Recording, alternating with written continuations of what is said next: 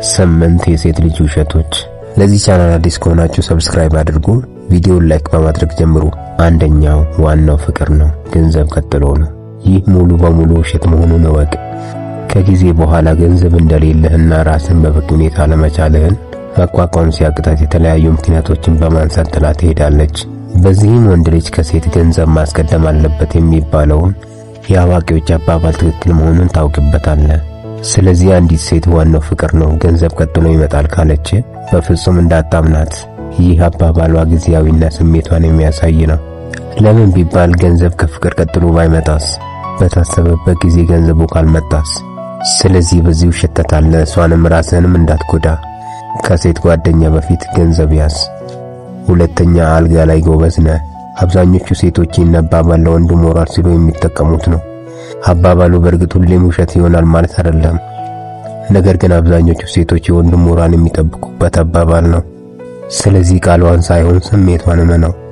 ስሜቷ ከንግግሯ ይልቅ እውነተኛ ነውና የአድናቆት ቃላቶቿን ሳይሆን የሰውነቷን ስሜት መመልከት አለብህ። ደስታዋን ፊቷ ላይ ማየት ይኖርብሃል። ሶስተኛ፣ ምንም ቢፈጠር አልለይህም፣ አልተውህም። ይህ አባባል ውሸት መሆኑን በዚህ ታረጋግጣለህ። አንተ ጠንከር ያለ ፈተናና መከራ ውስጥ ብትገባ አጠገብህ አታገኛትም። በቃ አልቻልኩም፣ አቃተኝ፣ ብዙ ዋጋ ከፍያለሁ፣ ከዚህ በኋላ በቃኝ በማለት ለዘላለም ጥላ ትሄዳለች። ምንም ቢፈጠር አልለይህም፣ አልተውህም የማለት አቅምና ድፍረት ያለው ልዑል እግዚአብሔር ብቻ ነው። ስለዚህ እንደዚህ አይነት ቃል ስትገባልህ የውሸቷን መሆኑን እወቀው። አራተኛ፣ በጣም ጨዋና ጥሩ ሰው ነህ ትልሃለች። ገና እንደተገናኛችሁ ሰሞን ጥሩና ጨዋ ሰው መሆንህን በተደጋጋሚ ትነግርሃለች። ነገር ግን ብዙም ሳትቆዩ መቀየርና መለወጥ እንዳለብህ፣ ለውጥ እንደሚያስፈልግህ ትነግርሃለች። ራስህን ማሻሻል አለብህ፣ ሕይወትህን መቀየር አለብህ ትልሃለች። እንደውም የበፊቱ ማንነትህን ሙሉ በሙሉ ልትጠላው ትችላለች። በተቃራኒው በምርጫዋ እንደተሳሳተች፣ በጣም መጥፎና የማትገባት አይነት ወንድ መሆንህን ትነግርሃለች። ታዲያ አንተም ግራ በመጋባት ራስህን ማንነትህን በመለወጥ በራስ መተማመንን ማጣት ትጀምራለህ። ስለዚህ ቸኩለህ ከእርሷ በምትሰማቸው የአድናቆት ቃላቶች ልብህን አታሙቀው። ተረጋጋና ራስህን ሁን። አምስተኛ፣ ጓደኞች በጣም ደስ ይሉኛል ትልሃለች። ይህ ንግግሯ ውሸት መሆኑን የምታውቀው ከጥቂት ቆይታ በኋላ ነው። አንድ በአንድ ከጓደኞች ትለይሃለች። በጣም መጥፎ ጓደኞች እንደሆኑ፣ ካንተ ጋር እንደማይሄዱ፣ እንደማይመጥኑ በመናገር አንተና ጓደኞች መሃል ያለውን ድልድይ ትሰብረዋለች። ይህ ብቻ ሳይሆን ከቤተሰብህም ልትለይ ትችላለች። ጓደኞች ብቻ ሳይሆኑ ከቤተሰብህም ልትለይ ትችላለች። ብቸኛ እስክትሆን ድረስ ከምትወዳቸው ጓደኞች ትለይሃለች። እንደውም ከኔና ከጓደኞች ወይም ከቤተሰብህ ምረት ልትለይ ትችላለች። ከእነሱ እንድትለይ ብላ ታስፈራራሃለች። ስለዚህ ከመጀመሪያውኑ ይህን አባባሏን አምነህ አትሸወድ። ጓደኞችህንም ሆነ ቤተሰብህን በፍጹም አትወድም፣ ላትቀበላቸውም ትችላለች። ግድ ስለሆነባት ይሆናል እንጂ በፍጹም አትቀበላቸውም፣ አትወዳቸውም። ስድስተኛ፣ የምትወዳቸው ነገሮችን እኔም እወዳለሁ ትላለች። ይህኛው ደግሞ ከሁሉም በላይ ወንድን የሚያታልል ቃል ነው። አንተን እጇ ለማስገባት ስትል የምትጠቀማቸው ቃላቶች ናቸው።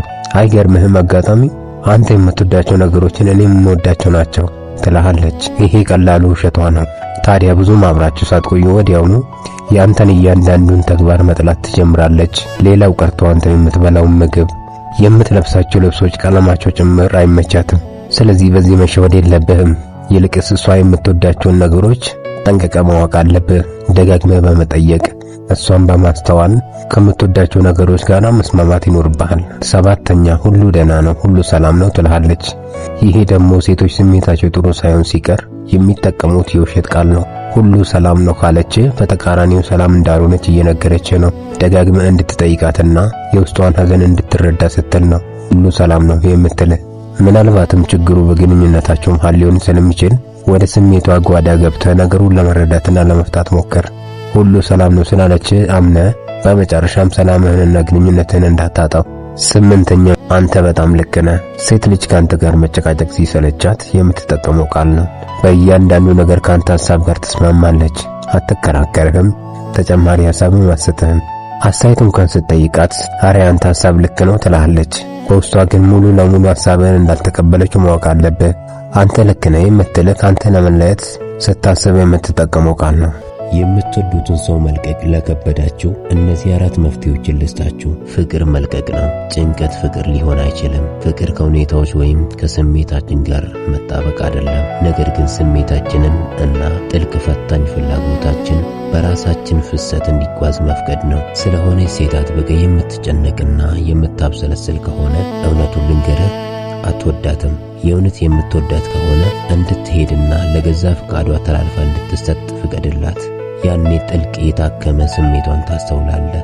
እንዲሄድ የፈቀድክለት ሰው ተመልሶ ካልመጣ መጀመሪያውንም አይጠቅምህም፣ እንኳንም ሄደ። ለገዛ ፈቃዱ ተላልፎ የተሰጠ የፈቀድክለትና ነፃነት የሰጠው ሰው ተመልሶ ከመጣ የህመሙን መታከም አስተውለህ ተቀበለው። ፍቅር የራሴ የምትላትን ሴት አለማጣት አይደለም። ፍቅር የራሴ ያልካትን ሴት ለገዛ ውሳኔዋ ሙሉ ኃላፊነት መስጠት እንጂ መልቀቅና መተው የተተወውን ሰው ልቦና ይፈትናል። በስሜት መጣበቅና ማሳደድ ግን የአሳዳጁን ልቦና እንደ እሳት ያነዳል። የምትወዱትን ሰው ተዉት፣ አትፈልጉት። ከዚያ የእውነት የሚወዳችሁን ሰው ታገኛላችሁ። የምትወዱትን ሰው መልቀቅ ለከበዳችሁ እነዚህ 4 መፍትሄዎችን ልስጣችሁ። አንደኛ፣ ፍቅርና መጣበቅ። ብዙዎቻችን ፍቅርን የምንረዳው ሰውን አጥብቆ በመያዝ ወይም የኔ በማድረግ መስታወት ነው። ነገር ግን መጣበቅ የሚመነጨው የመታጣት የብቸኝነትና የባዶነት ፍርሃት ነው። ፍቅር ግን የሚመነጨው ከነፃነት ነው። መጣበቅ ወይም አታችመንት ያለ እርሷ መኖር አልችልም ይላል። እዚህ ጋር ትኩረቱ እኔ ላይ ነው። የገዛ ስሜታችንን ለማርካት ሌላውን ሰው እንደ መቆጣጠሪያ እንጠቀማለን። ፍቅር ደግሞ እሷ ደስተኛ እንድትሆን